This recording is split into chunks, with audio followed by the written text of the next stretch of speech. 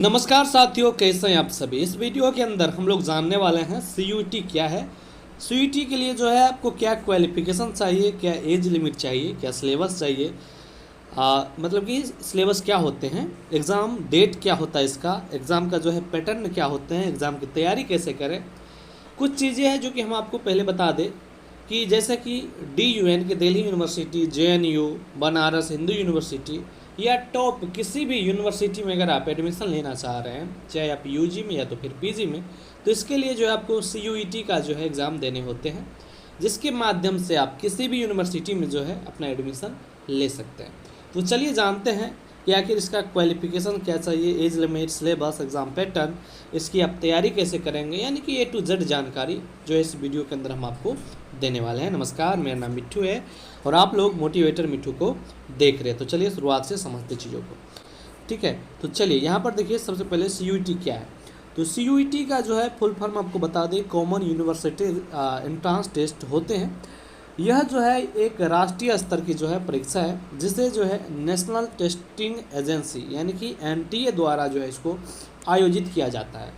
यह परीक्षा जो है भारत के केंद्रीय विश्वविद्यालय और कुछ अन्य संस्थानों में जो है वो स्नातक यानी UG और PG में जो है वो एडमिशन लेने वाले स्टूडेंट्स के लिए जो है होते हैं, ठीक है। पाठ्यक्रमों में जो है प्रवेश के लिए जो है ली जाती है। फिलहाल यहाँ पर UG लिखे हैं, लेकिन PG में भी होते हैं। CUET का जो है उद्देश्य एक समान प्रवेश परीक्षा प्रणाली को लागू करना है, ताकि विभिन्न विश्वविद्यालयों में जो है वो प्रवेश के लिए जो है छात्रों को अलग अलग परीक्षा न देनी पड़े, ठीक है। चलिए, ये तो समझ चुके होंगे। आगे हम जानते हैं यानी कि CUET के जो है क्या उद्देश्य हैं। तो CUET का जो है मुख्य उद्देश्य यह है कि सभी केंद्रीय विश्वविद्यालयों में जो है वो प्रवेश के लिए एक सामान्य परीक्षा प्रणाली लागू की जाए। मतलब कि एक ही एग्ज़ाम से जो है आप किसी भी यूनिवर्सिटी में जो है आप एडमिशन ले सकते हैं। यह प्रक्रिया जो है वो छात्रों के लिए सरल और समान बनाती है, जिससे हर विश्वविद्यालय में जो है वो प्रवेश के लिए जो है उन्हें अलग अलग परीक्षा नहीं देनी पड़ती है, ठीक है। मतलब पहले जब CUET नहीं थे उस समय जो है सभी यूनिवर्सिटी का अलग अलग एंट्रेंस एग्जाम होते थे, लेकिन जब से CUET हो गए हैं तो अब जो है आप केवल CUET पास करके आप किसी भी यूनिवर्सिटी में जो है एडमिशन ले सकते हैं। ये चीज़ें यहाँ पर आपको देखने को मिलेंगे। आगे हम बात कर लेते हैं कि CUET 2025 के लिए कुछ प्रमुख बिंदु, जैसे कि परीक्षा आयोजित करने वाली संस्था, ये तो आपको पता होगा, हमने आपको बताया कि NTA है। परीक्षा का मोड, तो यह परीक्षा जो है ऑनलाइन होगी, यानी कि कंप्यूटर बेस्ड टेस्ट होती है, यानी CBT। परीक्षा की संरचना यानी कि स्ट्रक्चर की अगर हम बात करें तो CUET में जो है 3 सेक्शन होते हैं, ठीक है। आपको कुछ इस प्रकार से आपको देखने को मिलेंगे, ठीक है। पहला, इसमें जो है आपको 13 भाषाओं में से एक चुनने की सुविधा है। इसके बाद 19 भाषाओं में से एक आपको फिर उसमें भी सब्जेक्ट चुनने होते हैं। तीसरा है कि 27 विषयों में से जो है एक या एक से अधिक विषयों का आपको चयन करना होता है। इसके बाद जो है सामान्य ज्ञान और करंट अफेयर्स आपके होते हैं। आगे हम जान लेते हैं इसमें जो है क्या सब होते हैं, यानी प्रश्नों के प्रकार। यहाँ पर जो है मल्टीपल चॉइस यानी कि MCQ क्वेश्चन होते हैं। यहाँ पर आपको जो है करेक्ट आंसर यानी हर सही उत्तर के लिए जो है आपको +5 अंक होंगे और गलत के लिए जो है -1 अंक जो है वो होते हैं, ठीक है। इसके बाद समय सीमा की अगर हम बात करें तो प्रत्येक परीक्षा सेक्शन के लिए जो है वो 3 घंटे यानी 180 मिनट का जो है वो समय निर्धारित किया गया है। CUET परीक्षा के लिए जो पात्रता की अगर हम बात करें तो शैक्षणिक योग्यता की अगर बात करें तो CUET में भाग लेने वाले छात्रों को जो है वो 12वीं जो है वो पास करने होते हैं, ठीक है। इसमें आयु सीमा की अगर हम बात करें तो CUET के लिए जो है कोई आयु सीमा नहीं है, परंतु छात्रों को जो है संबंधित विश्वविद्यालय द्वारा जो है वो निर्धारित शैक्षणिक योग्यता को जो है वो पूरा करना होता है।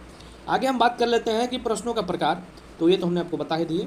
आगे चलते हैं कि CUET के लिए जो है आवेदन कैसे करें। तो इसके लिए जो है आपको आवेदन प्रक्रिया की अगर बात करें तो CUET के जो है आधिकारिक वेबसाइट पर आपको जाकर जो है ऑनलाइन आवेदन करने होते हैं। इसमें आपको जो है फ़ी कटाने होते हैं, यानी कि आपको जो है शुल्क का जो है वो भुगतान करने होते हैं ऑनलाइन के माध्यम से।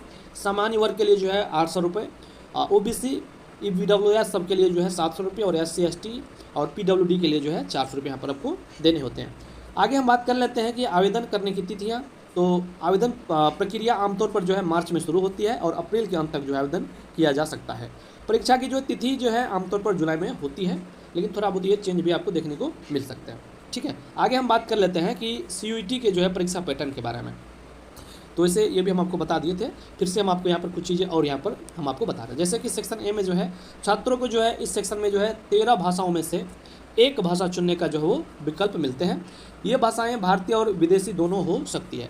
दूसरा में कि सेक्शन B में जो है आपको इस सेक्शन में जो है 19 भाषाओं में से एक का जो है वो चयन करना होता है। तीसरा में जो है आपको यहाँ पर आप लोग देख पा रहे होंगे छात्रों को जो है 12वीं कक्षा के जो है वो आधार पर 27 विभिन्न विषयों में से एक या एक से अधिक विषयों का जो है मतलब कि चुनने का जो है विकल्प होता है। इसमें जो है उदाहरण के लिए विषय की अगर हम बात करें तो गणित, बायोलॉजी, भौतिकी, रसायन विज्ञान, इतिहास, भूगोल आदि जो है यहाँ पर विषय आपको देखने को मिलेंगे। अगला बात कर लेते हैं जनरल नॉलेज और करंट अफेयर्स में। तो इस सेक्शन में जो है आपको सामान्य ज्ञान, करंट अफेयर्स और मानसिक क्षमता से जुड़े जो है वो प्रश्न होते हैं। ठीक है, आगे हम बात कर लेते हैं कि CUET में भाग लेने वाले विश्वविद्यालय, तो हमने आपको पहले बताया कि दिल्ली विश्वविद्यालय यानी कि DU, इसके बाद जो है जवाहरलाल नेहरू विश्वविद्यालय, JNU, बनारस हिंदू विश्वविद्यालय, इलाहाबाद विश्वविद्यालय।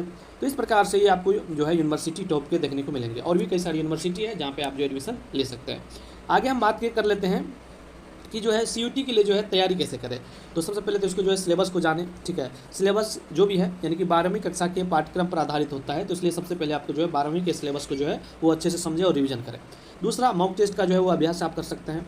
पुराने प्रश्न पत्र और मॉक टेस्ट से जो है वो अपनी तैयारी की जो है वो जाँच आप कर सकते हैं। इससे परीक्षा के पैटर्न को आप समझने में जो आपको मदद मिलेगी। तीसरा, समय प्रबंधन का रखें ख्याल, यानी कि एक अच्छा टाइम टेबल बनाकर दिन प्रतिदिन जो है इसकी जो है पढ़ाई पर ध्यान दें। समय पर जो है रिवीजन भी करना बहुत महत्वपूर्ण होता है। ठीक है, आगे हम बातें कर लेते हैं कि CUET के लाभ। तो CUET के लाभ की अगर हम बात करें तो समान प्रवेश प्रक्रिया, मतलब छात्रों को जो है विभिन्न विश्वविद्यालयों में प्रवेश के लिए जो है वो अलग अलग परीक्षा नहीं देनी पड़ती है, एक ही आपको देंगे तो हो जाते हैं। अगला बात करें कि समय और संसाधनों की बचत होती है इससे, यानी कि एक ही परीक्षा से विभिन्न विश्वविद्यालयों में प्रवेश मिल जाते हैं। ठीक है, तीसरा, विश्वविद्यालय का चयन, कि छात्र अपनी पसंद के विश्वविद्यालय और पाठ्यक्रम के लिए जो है वे आवेदन यहाँ पर कर सकते हैं। अगला अगर हम बात करें नेक्स्ट अगर हम बात करें, ठीक है, तो वो जो कि हमने आपको इससे पहले भी बता दिया है कि CUET के माध्यम से इसका क्या उद्देश्य है। तो इसका मुख्य उद्देश्य है कि केंद्रीय विश्वविद्यालय में जो है वो प्रवेश के लिए जो है एक समान परीक्षा प्रणाली लागू की जाए। यानी कि हमने आपको जो है CUET के अंदर आने वाले जितने सारे आपके कन्फ्यूजन होंगे सभी को जो है हमने आपको बता दिए हैं। अगर फिर भी आपके मन में जो है किसी प्रकार का डाउट्स है तो आप जो है कमेंट्स करके हमसे पूछ सकते हैं। साथ में चैनल पर नए हैं तो सब्सक्राइब आप कर सकते हैं। धन्यवाद।